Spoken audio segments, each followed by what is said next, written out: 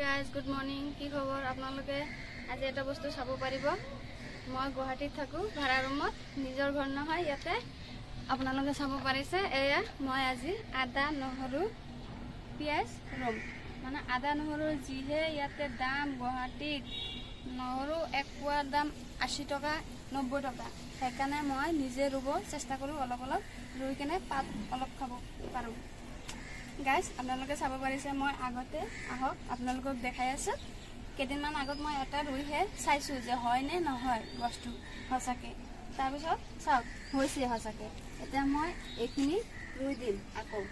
এইখিনি চাব পাৰিছে গাইজ এইখিনি প্ৰথমতে মই পিঁয়াজকেইটাই ৰুই দিছোঁ তাৰপিছত ইয়াতে আকৌ কেইটামান দি দিম মই মানে হেৰি কি কয় নহৰু অকণমান আদা দি দিম আদাকেইটা পুতি থ'লে কি হয় ভাল হৈ থাকে সেইকাৰণে মই পুতি থওঁ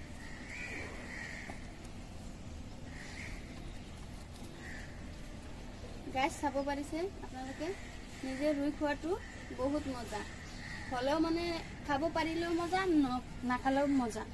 মানে ভাল লাগে মোৰ ৰুই কিনে কিবা এটা ভাল লাগে গাছ এইটো চাব পাৰিছে ইয়াতে ৰুই কিনে অকণমান অকণমান খাওঁ গাইজ আপোনালোকে আৰু চাব পাৰিছে মই নিজে ৰোৱা এই জলকীয়া চাব পাৰিছে চাওক কেনেকৈ কলা কলা জলকীয়া হৈছে মই নিজে ৰুইছোঁ কেইদিনমান আগত ধনিয়া পাতৰ লগত আহিছিল গছজোপা সেই গছজোপাৰ পৰা মই ৰুই দিছোঁ এতিয়া চাব পাৰিছে কিমান লাগিছে গুৱাহাটীত চাইছেনে মই এটা দুটাকৈ ইয়াৰ পৰাই ছিঙি খাওঁ চাইছে গাইজ আৰু এটা বস্তু আপোনালোকক দেখাম মই কিমান খেতি কৰি আছোঁ ইয়াতে গুৱাহাটীত ভাড়া ৰুমত আহক গাইজ আপোনালোকে এইটো বা কি কয় আমিতো এইটোত হেৰি কওঁ আমাৰ ভাষাত বাংগি বুলি কওঁ কিন্তু অসমীয়াত হেৰি কয় কি কয় এইটো চিৰাল গাইজ দেখিব পাৰিছে আপোনালোকে বাংগি চিৰাল আৰু দুটামান হৈছিলে কিন্তু হেৰি বান্দৰে খাই দিছে বান্দৰে ছিঙি পেলাই দিছে আৰু এটা বস্তু ৰুইছোঁ গাইজ চাব পাৰিছে অমিতা গছ চাইছোঁ অমিতা গছ এই ফুল আহিছে এতিয়া কেইদিনমান পিছত খাব পাৰিম যদি ফলটো হয় আপোনালোকক দেখাই দিম আহক গাইজ আৰু এটা বস্তু মই ৰুইছোঁ মই নিজৰ ঘৰৰ কঁঠাল গছ এইটো চাব পাৰিছে কঁঠাল গছ এইটো হ'ব নে নহ'ব নাজানো কিন্তু এতিয়া হৈছে ধুনীয়া হৈছে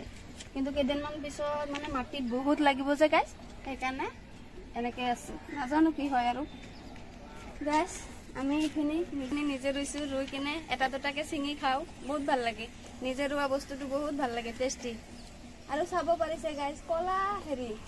কলা জলকীয়া চাওক একদম কলা কুচকুচি এটা আছে অকণমান বগা কিন্তু লাহে লাহে কলা হৈ যায় এইখিনি মই ৰুইছোঁ এটা কি ক'ম আৰু আদা নহৰু গাইজ এইখিনিতে আজি মই ব্লগখিনি সামৰিলোঁ প্ৰথম ব্লগ আপোনালোকে যোনে যোনে চাই আছে আপোনালোকে চাব আৰু আপোনালোকৰ ফ্ৰেণ্ডলৈ শ্বেয়াৰ কৰিব যাতে আগুৱাই আৰু ব্লগ দিব পাৰোঁ এতিয়া এইখিনিতে মই সামৰিলোঁ।